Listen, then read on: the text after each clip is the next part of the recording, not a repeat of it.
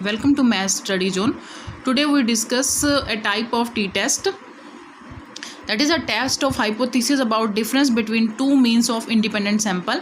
देखिए हमारे पास अगर दो सैंपल हैं, इंडिपेंडेंट सैंपल हैं, तो उनकी हाइपोथेसिस टेस्टिंग कैसे की जाती है उसके ऊपर ये टेस्ट डिफाइन कर रही हूँ मैं। देखिए हमारे पास मान लीजिए दो सैंपल्स हैं, इंडिपेंडेंट सैंपल हैं जो दोनों ही लेस देन 30 हैं, लेस देन 30 ही हैं, तभी इसे स्मॉल टेस्ट कहा जाता है कि N1 और N2 जो है दोनों ही लेस देन 30 होने चाहिए। तो हमारे पास मीन्स होंगी, जो फर्स्ट मीन होगी उसको μ1 से इंट्रोड्यूस करेंगे और सेकंड वाले को μ2 से इंट्रोड्यूस करेंगे। और हमारे पास अगर स्टैंडर्ड डेविएशन जो है उन दोनों का इक्वल होगा तो हमारे पास ये टेस्ट यूज़ किया जाता है, दैट इज़ टी टेस्ट। तो ये होता है x1 mean minus x2 mean upon में एस मीन्स मॉडिफाइड जो स्टैंडर्ड डेविएशन होगा, साथ में मल्टीप्लाई में under root of n1 n2 n1 plus n2। Here n1 n2 जो है नंबर ऑफ टर्म्स हैं इसमें। देखिए इसके लिए क्या प्रोसीजर रहता है। फर्स्ट ऑफ ऑल हम क्या करते हैं, किसी भी हाइपोथेसिस में नल हाइपोथेसिस सेट करते हैं।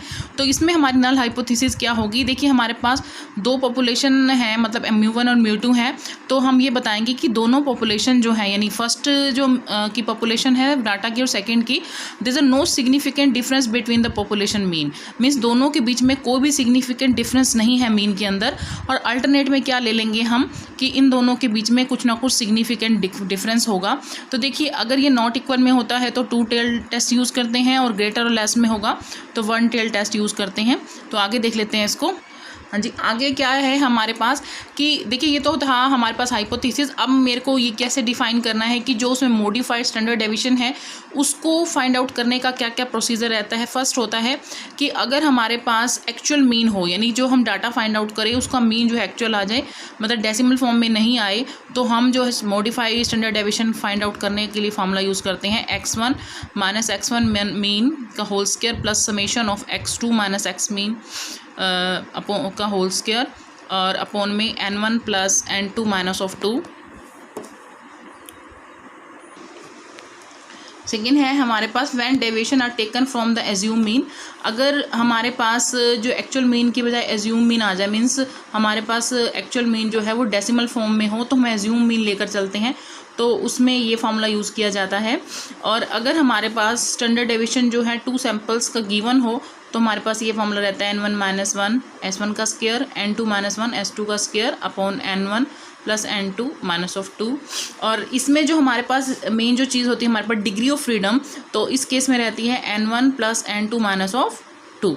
तो इसका देखिए एक एग्जांपल देख लेते हैं हम। देखिए हमारे पास 2 इंडिपेंडेंट सैंपल दे रखे हैं, 8 और 7 आइटम्स हैं उसके अंदर। सैंपल 1 ये है, सैंपल B जो है ये है। तो आपको एग्जामिन करना है whether the means of this 2 samples are significant at 5% level. अगर मैं दोनों का मीन फाइंड आउट करती हूँ तो 5% लेवल ऑफ सिग्निफिकेंस पर क्या इनमें कोई डिफरेंस है या नहीं है। तो वो डिपेंड करता है कि हमारी हाइपोथेसिस जो है एक्सेप्ट होगी या फिर रिजेक्ट होगी। तो फर्स्ट ऑफ ऑल हम इसको क्वेश्चन को आगे डील कर लेते हैं। देखिए हमने क्या किया, नल हाइपोथेसिस ले ली है। तो नल हाइपोथेसिस मैंने आपको बताया था h0 मीन्स दोनों ही सैंपल हम ये कंसीडर करके चल रहे हैं कि दोनों का मीन जो है इक्वल है, that means there is a no significant difference between the 2 means, कि इनके अंदर कोई नहीं है डिफरेंस। और अल्टरनेट हाइपोथेसिस में अपोजिट लेकर चलेंगे, मीन्स हमारे पास हम ये कह रहे हैं कि इनके अंदर सिग्निफिकेंट डिफरेंस है। तो हम ये देखते हैं कि हमारी हाइपोथेसिस एक्सेप्ट होती है या फिर रिजेक्ट होती है। तो देखिए मेरे पास ये सैंपल था, तो मैं इसका मीन फाइंड आउट कर देती हूँ। तो मेरे पास है समेशन ऑफ x1, ये आ रहा है मेरे पास 94, और n1 मेरे पास है 8। तो अगर मेरे को इसका मीन निकालना है दैट इज़ 94/8, तो ये मेरे पास आ जाएगा 11.75।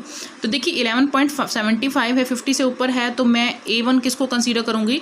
A1 जो है हमारे पास 75 है, तो उस केस में हमारा A1 12 हो जाएगा, यानी A1 मेरे पास कितना है 12। तो मैं इन सब में से इसको माइनस कर देती हूँ A1 को।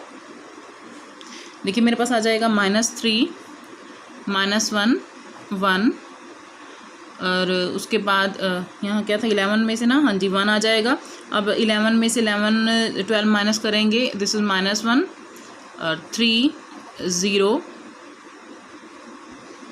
आई think there is some mistake, या मैंने 9 में से 12 गया -3, 11 गया -1, 13 में से गया 1, ये गया -1, 15 में से कहीं यहाँ 2 आएगा, सॉरी 3, ओके 3 आ जाएगा। 9 में से 12 जाएंगे, यहाँ पर भी कितना आ जाएगा, -3 आ जाएगा। उसके बाद 12 में से 12 गया तो 0 हो जाएगा और यहाँ कितना हो जाएगा 2। अब इसका स्क्वायर करते हैं तो 3 का स्क्वायर 9, 1 1 1, तो 3 3 दा, यहाँ 9 हो गया, यहाँ भी 9, यहाँ 0 और 4। इसका जब हम सम करेंगे that is x minus a1 का स्क्वायर है, तो इसका सम करते हैं तो हमारे पास आएगा 34। अब देखिए इसका मेरे को मीन निकालना है, तो समेशन ऑफ x2 मैंने इसको प्लस किया तो मेरे पास आ रहा है 73 और n2 जो है मेरे पास 7 है, तो मैं इसका मीन फाइंड आउट कर देती हूँ। 73/7 दैट इज़ 10.43।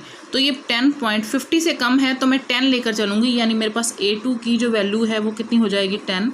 तो 10 में से 10 जाएंगे 0, यहाँ आ जाएगा 2, 0, यहाँ पर आ जाएगा 4, यहाँ आ जाएगा -1, यहाँ आ जाएगा -2, यहाँ 0। अब हम इसका स्क्वायर कर लेते हैं, 0 4 0 16 1 4 एंड 0। तो मैं अब इसका समेशन ले लेती हूँ, सम कर देती हूँ इसका। तो उसका समेशन करने के बाद मेरे पास आ गया 25। अब देखिए मेरे पास ये सारी वैल्यूज़ आ गई हैं। तो मैंने आपको क्या बताया था कि अगर मेरे पास एज्यूम मीन का फार्मूला है तो उस केस में हमारा फार्मूला कौन सा यूज़ होगा एस निकालने का, ये वाला। तो मैं देखिए इसको यूज़ कर रही हूँ फार्मूला को, summation of x1 minus a1 का whole square, summation of x2 minus a2 का whole square minus n1, x1 mean a1 minus n2, x2 mean minus a2 का होल स्क्वायर, तो अपॉन में आ जाएगा n1 plus n2 minus of 2। अब देखिए हमारे पास x1 minus a1 कितना आ रहा है मेरे पास 34, और ये a2 कितना आ रहा है 25, n1 कितना था मेरे पास 8, और x मीन जो है मीन मेरे पास आ रहा है 10.75, और a1 कितना था मेरे पास 12। जस्ट सब्स्टिट्यूट कर रही हूँ मैं वैल्यू, यहाँ 7 था इंटू x2 मीन था मेरे पास 10.43 और a2 मैंने कंसीडर किया था 10, तो इसका स्क्वायर हो जाएगा n1 means 8 plus 7 minus of t। जब आप इसको कैलकुलेट करोगे हमारे पास वैल्यू को दैट इज़ 2.0977। देखिए ये तो हो गया हमारे पास एस यानी मॉडिफाइड एस की स्टैंडर्ड डेविएशन की वैल्यू। अब हम इसको क्या करेंगे टी टेस्ट में put, now applying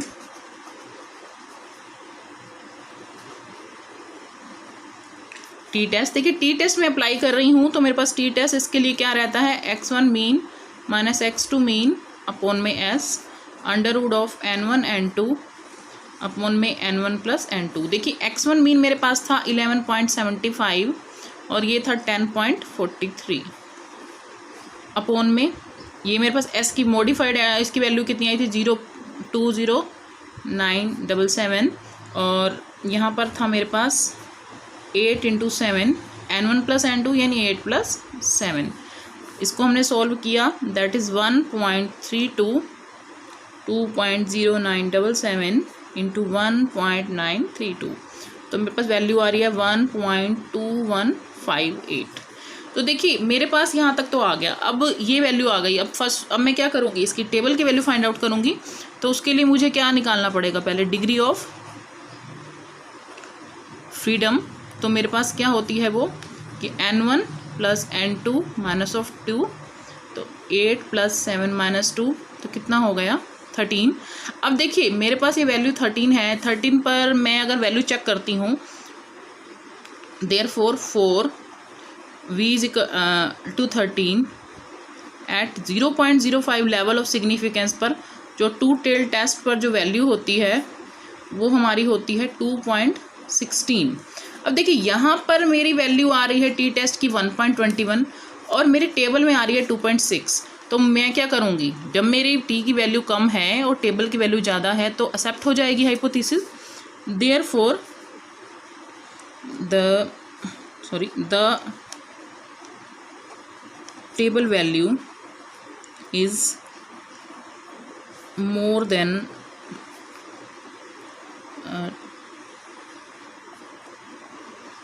T test value, ये मोर हो गई, therefore we accept the hypothesis. हम क्या करेंगे, एक्सेप्ट कर लेंगे। देखिए मैंने बोला था आपको कि टेबल की वैल्यू लेस होनी चाहिए, लेकिन हमारे टेबल की वैल्यू ज़्यादा आ रही है और ये वैल्यू लेस आ रही है।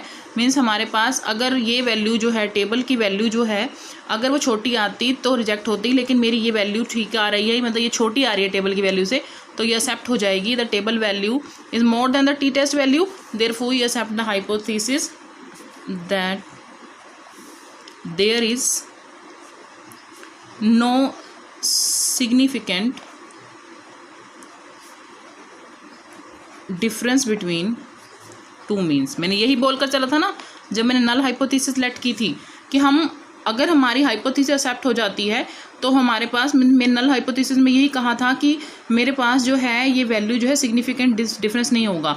तो मेरी जो टेबल की वैल्यू है वो छोटी आ रही है, किससे, सॉरी, मेरी जो टी टेस्ट की वैल्यू है टेबल की वैल्यू से छोटी आ रही है। इट मीन्स मैं क्या करूँगी, हाइपोथेसिस को एक्सेप्ट कर लूँगी।